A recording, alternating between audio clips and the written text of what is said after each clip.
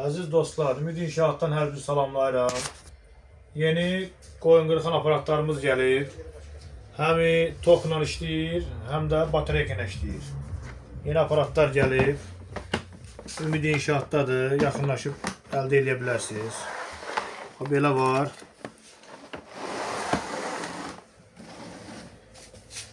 Bunlar tokla işləyəndir.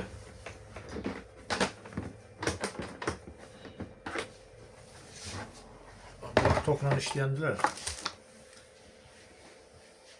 Bir də bu da var, batareyka ilə işləyən. Beləsi də var, batareyka ilə işləyən.